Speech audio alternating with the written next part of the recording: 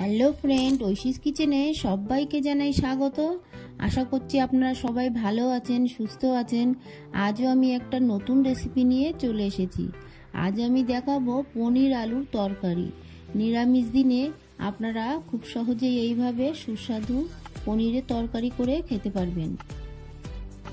এখানে আমি একটা কড়া নিয়েছি, কড়াটা গরম হতে দেব।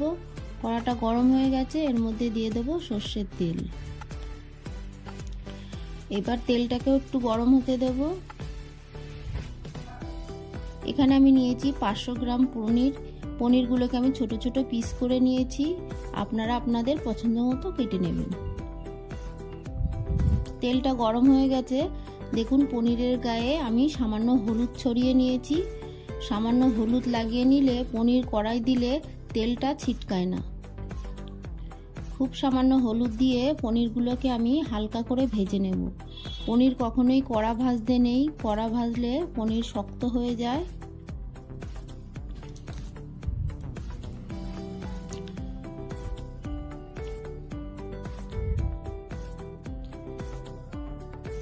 দেখুন পনিরগুলো ভাজা হয়ে গেছে, এবার তুলে নেব। এই তেলের মধ্যে বাকি পনিরগুলোও দিয়ে আমি ভেজে নেব।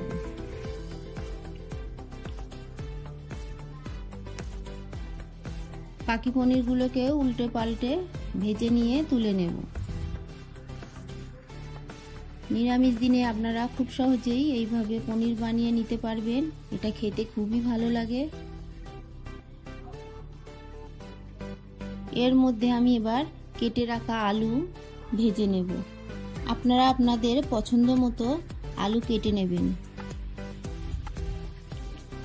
এবার ভালো করে নেড়ে চেড়ে আলুটাকে লাল করে ভেজে নেব।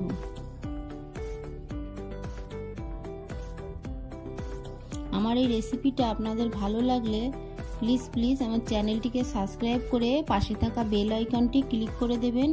তাহলে আমার নতুন নতুন ভিডিওর নোটিফিকেশান সবার আগে আপনাদের কাছে পৌঁছে যাবে। দেখুন আমি আলুগুলোকে সব তুলে নিলাম। এবার এই তেলের মধ্যে সামান্য আমি সর্ষের তেল দিয়ে দিলাম। দিয়ে এর মধ্যে দিয়ে দেব হাফ টিস্পুন গোটা জিরে,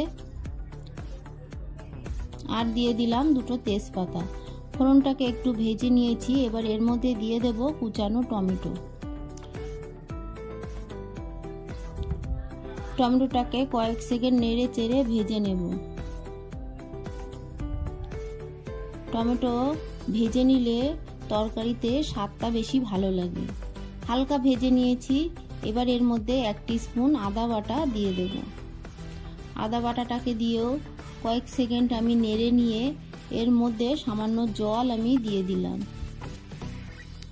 এবার এর মধ্যে দিয়ে দেব জিরে গুঁড়ো, হলুদ গুঁড়ো, আর আছে লাল লঙ্কার গুঁড়ো, আর আছে কাশ্মীরি লঙ্কার গুঁড়ো। সব মশলাটাকে দিয়ে ভালো করে নেড়ে চেড়ে কষিয়ে নেব। এবার এর মধ্যে আমি দিয়ে দেব 1 টিস্পুন চিনি। চিনিটা দিয়ে মশলাটাকে আবারও একটু নেড়ে চেড়ে নিয়ে এর মধ্যে দিয়ে দেব ভেজে রাখা আলু। আলুটাকে দিয়ে মশলার সঙ্গে ভালো করে নেড়ে চেড়ে কষিয়ে নেব।